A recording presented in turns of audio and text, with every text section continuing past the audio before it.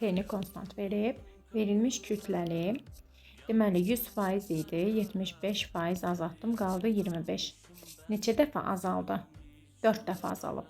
Həcm 4 dəfə azalıb. Onun təzyiqi 60 kilopascal artıb. P2 bərabərdir. P1 üstəgəl 60. Başlanğıc təzyiqi hesabla.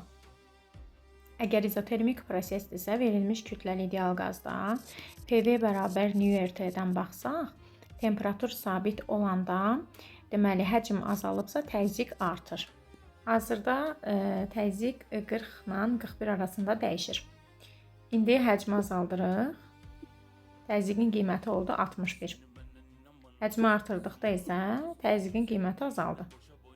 Yəni həcm az olanda molekulların toqquşmaları daha çox olur, təzyiq də artır. Onda belə çıxır ki, həcm 4 dəfə azalıbsa, təzyiq 4 dəfə artmalıdır. P2 bərabər 4P1. Əlimdə 2 dənə tənlik yarandı. Sol tərəfləri eyni olduğu üçün sağ tərəfləri də bərabərləşdirirəm.